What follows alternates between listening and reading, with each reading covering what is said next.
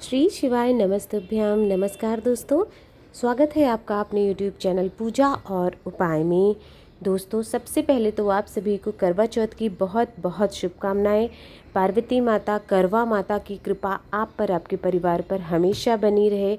आपके घर में सुख समृद्धि का वास हो और आपका अखंड सौभाग्य हमेशा बना रहे। इसी मंगल कामना के साथ इस वीडियो की शुरुआत करते हैं।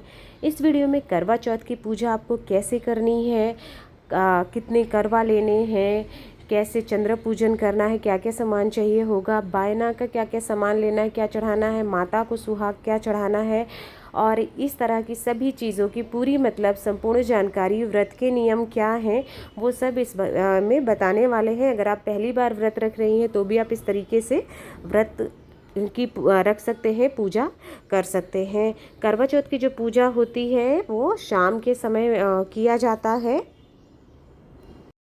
सबसे पहले तो आप जहाँ पर पूजा करने वाले हैं शाम के समय पर चंद्र उदय से पहले ही आपको थोड़ा सा पूजा शुरू कर देनी होती है। तो पूजा स्थल को साफ कर लेना है, एक लकड़ी की चौकी या पाटा ले लेना है और उसके बाद में उस पर लाल या पीला वस्त्र आपको बिछा लेना है। फिर आपको करवा माता की फ़ोटो इस तरह से आपको मार्केट में बहुत आसानी से ईजिली मिल जाती है। कैलेंडर भी इस तरह के आते हैं, तो आप चाहे कैलेंडर ले लीजिए, चाहे विधिवत जो फ़ोटो होती है आपको वो ले लेना है।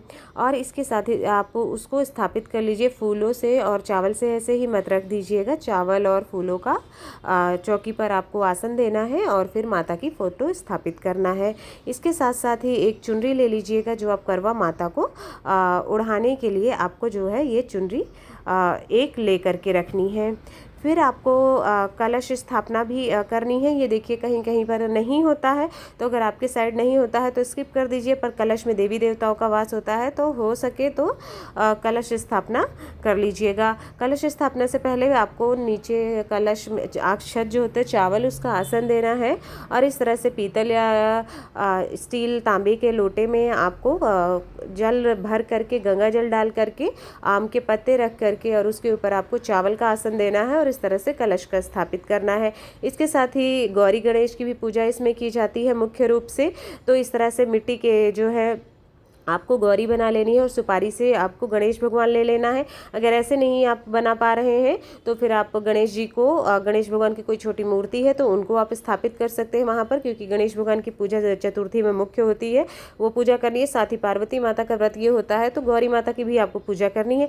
तो आपके पास अगर आप मिट्टी की मूर्ति नहीं बना पा रहे हैं तो आप जो है शिव परिवार की फ़ोटो भी यहाँ पर साथ में रख सकते हैं। ये तो हो गया, आपने स्थापना कर ली सभी देवी देवताओं की, सभी भगवान की। और अब आपको करवा चाहिए होगा। करवा आपको 2 चाहिए होते हैं। आपको बता देते हैं, सबसे पहले तो जो आपने मिट्टी का एक करवा ले रखा है उसमें आपको जो है नीचे जो है हमने गेहूं भर के रखा है। आप चाहें तो जैसे अलग अलग जगह की मान्यता यहाँ पर होती है, पहले ही आपको बता दूँ, बहुत से लोग नीचे ड्राई फ्रूट्स भरते हैं और कुछ जगहों पर नीचे मीठा भरा जाता है। तो यहाँ पर हमने और कुछ जगहों पर चावल, कुछ जगहों पर गेहूं, तो हमारी तरफ जो है नीचे करवा में हमने गेहूं भरा हुआ है और ऊपर हमने शक्कर डाला हुआ है। उसके ऊपर आपको कुछ दक्षिणा भी रख देनी है। आप चाहें तो ऊपर शक्कर नहीं, चीनी नहीं रखते हैं तो चीनी के अलावा आप वहाँ पर मिठाई रख सकते हैं। कोई भी मीठा, खिलौने वाली मिठाई, खाने वाली कैसी भी मिठाई या बताशे आप रख सकते हैं, पर कुछ मीठा सामग्री रखना होता है। जो दूसरा करवा है हम उसको दूसरी तरफ, दाहिनी तरफ रखते हैं। उसमें हमको जल भरना होता है थोड़ा सा और उसमें बाकी गंगा जल डालना होता है। उसी लोटे से जो करवा है उससे हम चंद्रमा को अर्घ देते हैं। उसके ऊपर भी हम मिठाई रख सकते हैं या फिर कोई ड्राई फ्रूट्स रख सकते हैं या फल रख सकते हैं, जैसे आप देख सकते हैं इस प्रकार से रखा हुआ था। तो ये जो 2 करवा हमने स्थापित किए हैं, जो बाईं तरफ का करवा होता है वो पार्वती माता का करवा होता है और जो दाहिनी तरफ होता है वो जिससे हम जल चंद्रमा को अर्घ देंगे वो हमारा करवा माना जाता है, दाहिनी तरफ का। इसके बाद आपको दीपक जला के पहले स्थापित कर देना है, धूप दीप अगरबत्ती जला देना है, क्योंकि दीपक पूजा का हमारे साक्षी होता है। तो इस तरह से दीप कलश तैयार हो गया। हमारे दोनों करवा हमने स्थापित कर दिया है, नीचे अक्षत का आसन दे करके, और करवा में जो भी सामग्री भरनी है वो सब भर दिया है। इसके बाद हमको फूल माला अर्पित करनी है, चढ़ाना है गणेश भगवान को। अपनी सामर्थ्य के दूर्वा अर्पित कर दीजिएगा। बाकी फूल जो है, जो आपको आसानी से मिल जाते हैं वो फूल आपको चढ़ाने हैं। माला मिलती है तो आप माला चढ़ा दीजिएगा। कलश की भी आपको पूजा अर्चना करनी है, साथ ही करवा की भी, तो हर जगह पर फूल अर्पित करना है आपको। इसके बाद आपको चंदन लगाना है। अगर शंकर भगवान की फ़ोटो आपने रख रखी है स्थापित, तो शंकर भगवान को सिंदूर मत लगाइएगा, पीला चंदन लगा दीजिए। फोटो में जितने भी लोग हैं पुरुष सदस्य हैं, जैसे कि 7 भाई हैं, चंद्रदेव हैं, सूर्यदेव हैं, इन सभी को आपको जो है पीला चंदन लगाना है। कलश है, कलश के पत्ते जो हैं आम के उस पर और करवा पर, इन सब पर पीला चंदन लगा दीजिएगा। इसके बाद आपको सिंदूर जो है गणेश भगवान को अर्पित करना है और साथ ही साथ में गौरी माता को, करवा माता को, इन सभी को आप सिंदूर ज़रूर चढ़ाइएगा, सिंदूर चढ़ा देना है, ठीक है। पूजा जिससे भी आप सिंदूर से करते हैं। वस्त्र के रूप में आपको जो मौली आप होती है, रक्षा सूत्र होता है, उस तरीके से आपको वस्त्र भेंट करना है। उसको आपको सभी कलश को, करवा माता को, गणेश भगवान, गौरी माता सभी को वस्त्र अर्पित करना है। और एक जनेऊ लेना है, जनेऊ में थोड़ा सा हल्दी लगा दीजिएगा और उसको आपको गणेश भगवान को जनेऊ अर्पित करना है। गणेश भगवान की पूजा भी विशेष होती है, इसलिए भोग के रूप में आप मौसमी फल जो मिलता है आसानी से, आप मौसमी फल ले लीजिए। साथ ही साथ जो मिठाई आसानी से आपको मिल जाती है, आप मिठाई का भोग लगा सकते हैं। इसके साथ ही साथ घर पे बनी हुई जो सामग्री आप पकवान बनाते हैं, जैसे कई जगह पर फरा बनता है और कई जगह पर पूड़ी और खीर बनता है, तो आप वो पकवान भी चढ़ा दीजिएगा। बस पकवान में आपको प्याज और लहसुन का इस्तेमाल नहीं करना है, वो भी आप भोग में चढ़ा सकते हैं।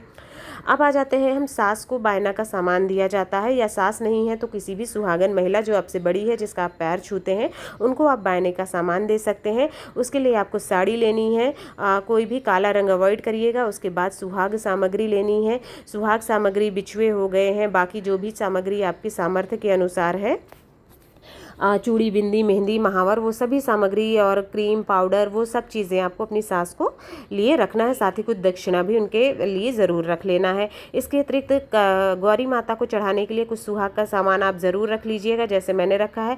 वो जो सामान आप रखते हैं, अलग से चढ़ाते हैं सुहाग का सामान, 5-6 सामान चढ़ा दीजिएगा, वो आप अपने लिए रख लीजिएगा। वो गौरी माता को जो चढ़ाएंगे उसे आपको स्वयं इस्तेमाल करना है। और ये जो बायने का सामान आप साड़ी समेत अलग से चढ़ाते हैं, ये आपको बाद में अपनी सास पूजा समाप्त करने के बाद अपनी सास को दे देना होता है और पैर छूकर उनका आशीर्वाद लेना होता है। तो ये बायने का सामान हो गया और सुहाग का सामान, 2 अलग चीज़ें हो गई हैं, वो आपको अपने पास रखना है। इसके बाद आपने सभी चीज़ों को स्थापित कर दिया, भोग, प्रसाद, सुहाग का सामान सब अर्पित करने के बाद आपको क्या करना है, अपने हाथों में अक्षत लेना है, फूल लेना है और उसके बाद आपको व्रत कथा जो होती है करवा चौथ की, वो पढ़नी है। व्रत कथा पढ़ने के बाद देखिए बहुत जगह पर करवा फेरा जाता है। अगर आप अकेले, जैसे एक दूसरे के अगर कई लोग साथ में कर रहे हैं तो एक दूसरे से एक्सचेंज कर लेते हैं, फेर लेते हैं। अकेले आप पूजा कर रही हैं तो फिर आपको क्या करना है, अपना हाथ क्रॉस करके इस तरह से रखना है और लेफ्ट वाला जो करवा होता है वो राइट में ले जाना है, राइट वाला करवा लेफ्ट में ले जाना है। यानी आपको करवा पार्वती माता से एक्सचेंज करना है। इस विधि से करवा 7 बार आपको एक्सचेंज करना होता है, यानी हाथ को क्रॉस कर लेना है और इस तरह से आपको करवा एक्सचेंज कर लेना है। ठीक है, पार्वती माता से 7 बार एक्सचेंज कर लीजिएगा। जहाँ करवा नहीं फेरा जाता है तो कोई ज़रूरत नहीं है आपको फेरने की। अगर आपके यहाँ ये रस्म होती है तो आप करवा इस प्रकार से पार्वती माता से एक्सचेंज कर लेते हैं। और जब आप करवा फेरते हैं तो आपको बोलना है 7 बार, पार्वती माता करवा लें और करवा दें, करवा लें और करवा दें, इस प्रकार से विनती करनी है। इसके बाद आपको आरती कर लेनी है विधि विधान से। शंकर भगवान की आरती करनी है, करवा माता की आरती करनी है और हो सके तो गौरी माता की यानी पार्वती माता की आरती करनी है। आरती करने के बाद आपको जो भी पूजा में गलती हो गई है, भूल चूक हो गई है, उसके लिए क्षमा याचना करनी है। और अंत में जो दक्षिणा भी थोड़ा सा आपको चढ़ा देनी है अपने हिसाब से। और अंत में जो है गौरी माता से आपको पूजा समाप्त करने के बाद सिंदूर लेना है। हाथों में चुनरी, दुपट्टा जो आप शादी वाली ओढ़ के रखेंगे वहाँ, वो आपके अपने हाथों में पकड़ना है और आपकी जो छोटी उंगली के बगल वाली अनामिका उंगली होती है, उस उंगली से आपको सिंदूर 3 बार या 5 बार अपने मांग में लगाना है, गौरी माता से लेकर के उनके सिंदूर। ठीक है, ये तो हो, यहाँ पर आपकी पूजा समाप्त हो जाएगी। उसके बाद चांद निकल आता है लगभग, तो आपको चंद्र पूजन के लिए जो सामग्री चाहिए होती है वो पहले से तैयार करके वहीं पर आपको रख लेना होगा। चंद्र पूजन के लिए जो सामान हमको चाहिए होता है, तो जो करवा हमने वहाँ पर रखा हुआ है, जल जिसमें भर के रखा है, उसी करवा से हमको चंद्रमा को अर्घ देना होगा।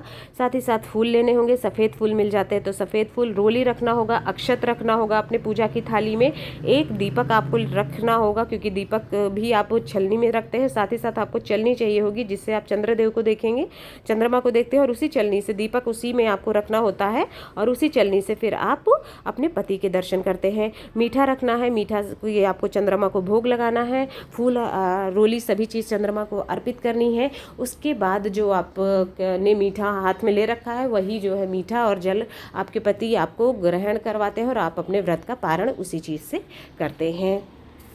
तो दोस्तों ये है पूरा करवा चौथ की पूजा विधि। मैंने बहुत बड़ी हो रही थी तो मैंने थोड़ा स्पीड में जल्दी में बताने की पूरी कोशिश की है। शुरू से लेकर के चंद्रमा पूजन तक, पति पूजन तक कैसे कैसे क्या स्टेप हैं वो सब आपको बताने की कोशिश की है। अगर वीडियो पसंद आया हो तो वीडियो को लाइक करिए, शेयर करिए, चैनल को सब्सक्राइब करिए, कमेंट बॉक्स में करवा चौथ की शुभकामनाएँ ज़रूर लिखिएगा। आप सभी पर पार्वती माता, करवा माता की कृपा हमेशा बनी रहे। एक बार फिर से करवा चौथ की बहुत बहुत शुभकामनाएँ।